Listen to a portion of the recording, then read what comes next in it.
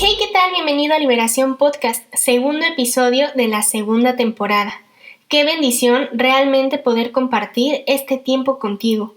Por eso, damos gracias a Dios y pedimos que sea Él quien hable a nuestros corazones en este nuevo episodio titulado ¿Dónde estás? El día de hoy abordaremos del capítulo 3 al 5 del libro del Génesis, continuando con lo que ya hemos aprendido y comentado en el episodio pasado. Así que si no lo has visto, te invito a que puedas darte una vuelta por el canal y verlo primero, para tener una visión un poquito más amplia de lo que hablaremos ahora. Ahí encontrarás desde el relato de la creación al momento previo a la tentación y a la caída de la humanidad. Empecemos entonces con el tercer capítulo. Este algunas veces se ha llegado a considerar el más importante, ya que al leer los primeros 2 capítulos y el cuarto capítulo queda un enorme vacío en donde tenemos que encontrar dónde quedó ese estado de inocencia en el que vivía el hombre. En el capítulo 3 encontramos el inicio de lo que vivimos hoy. Y es impactante cómo ese escenario ha permanecido por miles y miles de años y aún no llega a su fin. Hoy veremos la explicación del por qué somos una humanidad caída y veremos algunas de las estrategias que ha utilizado Satanás desde el principio. Además, conoceremos cuál es la actitud de Dios hacia el pecador. Ya habíamos dicho que al hombre y a la mujer Dios les otorgó todo, con un solo límite. Dice la palabra de Dios que la serpiente era el animal más astuto que el Señor había creado. Y fue en la serpiente que se da la primera personificación simbólica del diablo. Le preguntó a la mujer, ¿de veras Dios les dijo que no deben comer del fruto de ninguno de los árboles del huerto? En Génesis 3, versículo 1. Satanás llegó a tentar a la mujer, y siempre escuchamos hablar sobre la tentación, pero ¿cuál es el significado real de esta palabra? Tentación viene del latín temptatio, y es la incitación por parte del diablo a pecar. Pero según el diccionario enciclopédico de Biblia y Teología, la palabra tentación viene del hebreo masá y se ha traducido como prueba o dificultad. Y esta describe cualquier situación en la que se tenga que enfrentar una persona y que implique una prueba de su carácter. La tentación, entonces, al ser una prueba, producirá 2 consecuencias: el desarrollo del carácter o la destrucción. Recordemos que el hombre fue creado con un estado de inocencia, mas no siendo justo. Según la misma fuente mencionada anteriormente, la justicia de Dios es absoluta y equivale a la plenitud e infinita perfección del carácter divino. Entonces, al vencer la tentación, se forjará el carácter del hombre. Ahora, al preguntarle Satanás a la mujer si no podían comer de ningún árbol del huerto, la mujer sabía que lo que le decía no era cierto, ya que podían comer de todos menos de uno. El árbol del conocimiento del bien y del mal no era el único del que ellos podían comer. En realidad, no tenían ninguna necesidad de comer de ese árbol en particular.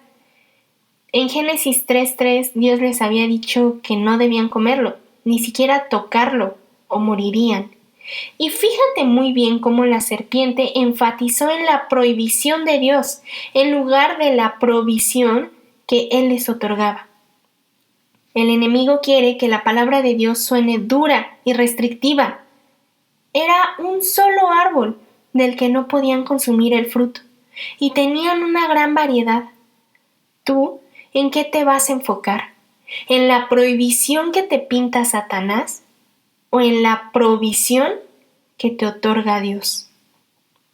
La serpiente, por supuesto, sabía que no morirían y le dijo a la mujer que serían como Dios. En la versión Reina Valera del 60 dice en Génesis 3:6, y vio la mujer que el árbol era bueno para comer y que era agradable a los ojos y el árbol codiciable para alcanzar la sabiduría.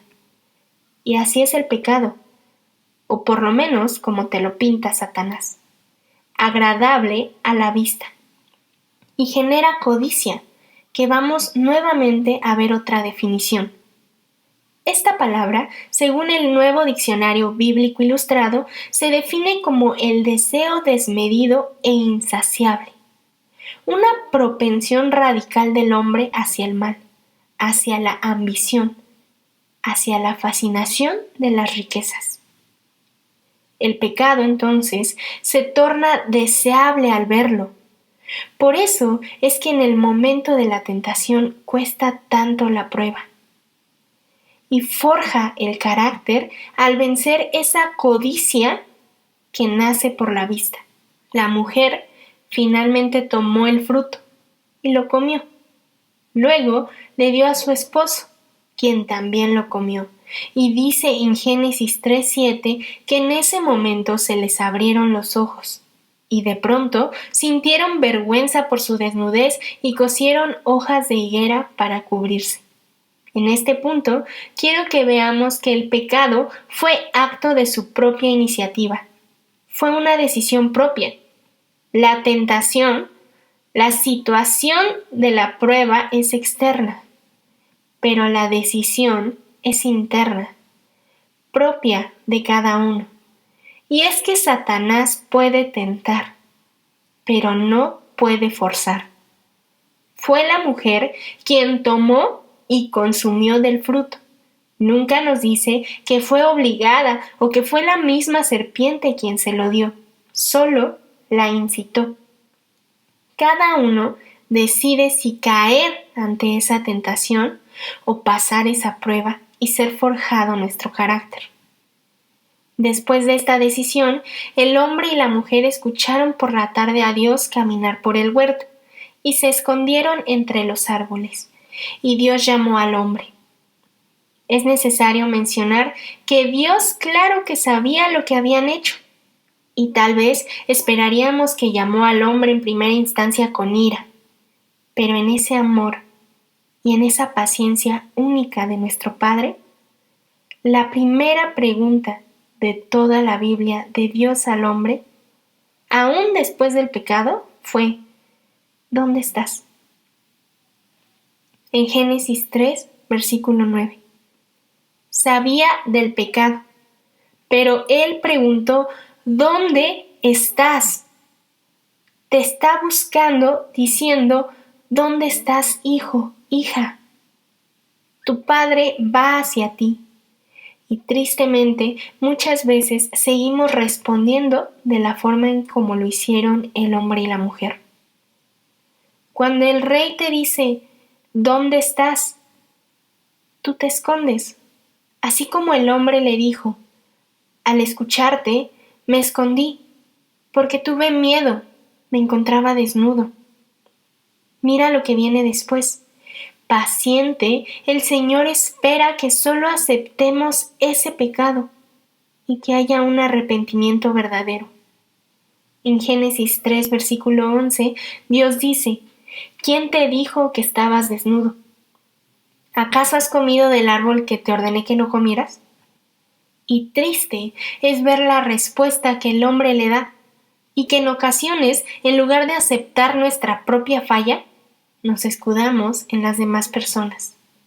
En Génesis 3:12 le dice el hombre: la mujer que tú me diste fue quien me dio el fruto, y yo lo comí. En vez de confesar el pecado y arrepentirse de él, se excusan y solo se echan la culpa unos a otros.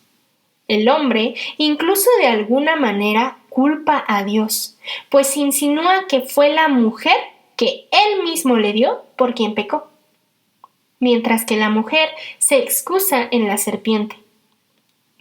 ¿Y cuáles fueron las consecuencias para los que participaron en el pecado?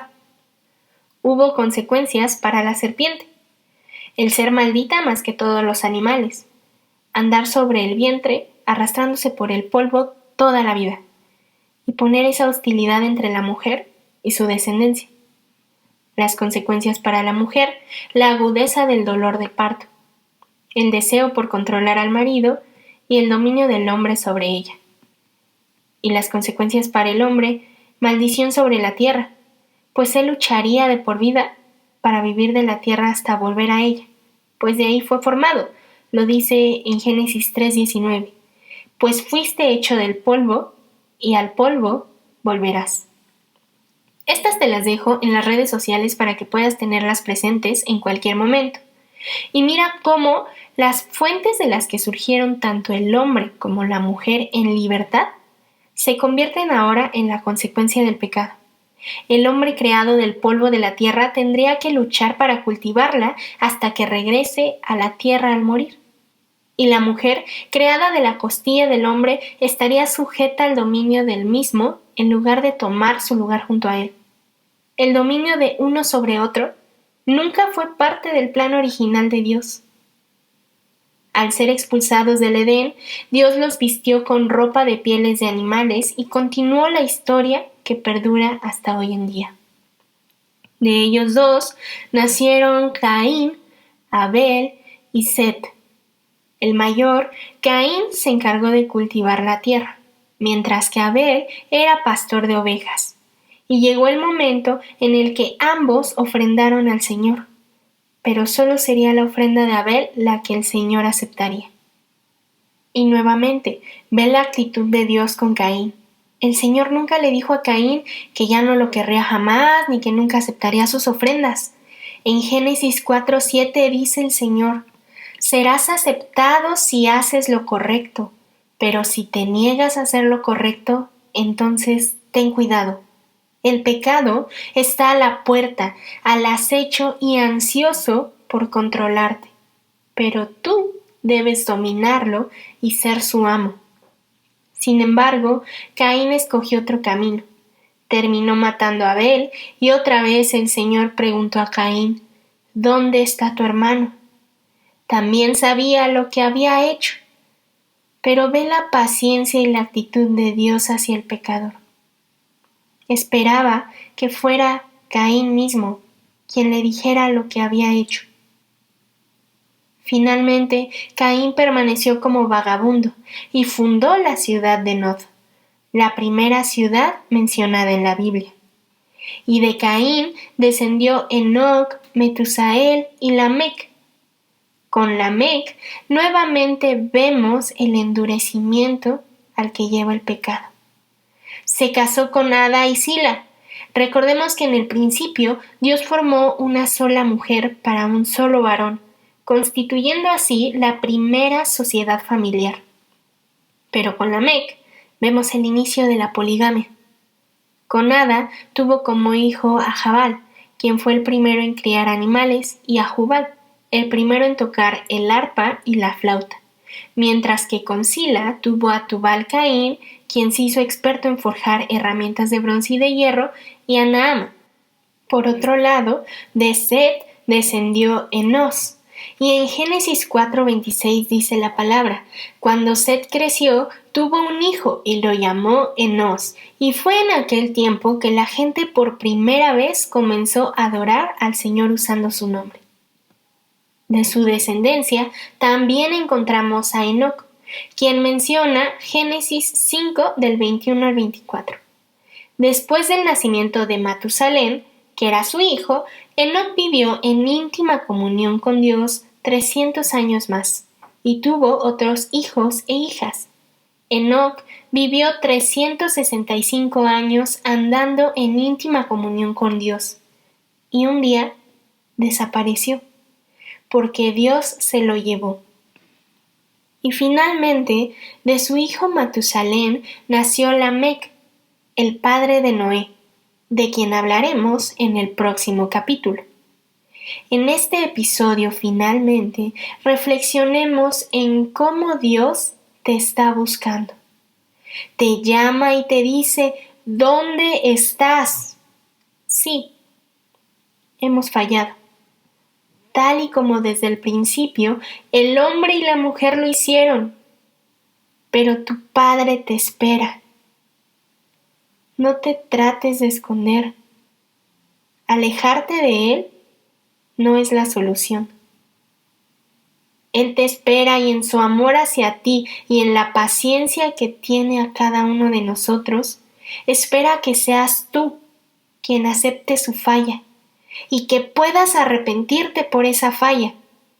Acepta la responsabilidad de saber que nos hemos equivocado, pero que el Creador, tu Padre amoroso, espera por ti. Y que ya vino alguien que pagó por todos nuestros pecados. No enfoques tu mirada ni prestes atención a lo que Satanás quiere que creas, porque él ya no tiene ningún poder sobre ti. Jesús ha venido y murió por nuestros pecados. Nos otorgó el privilegio de poder llegar ante el Padre. Resucitó al tercer día venciendo a la muerte. El enemigo ya está derrotado.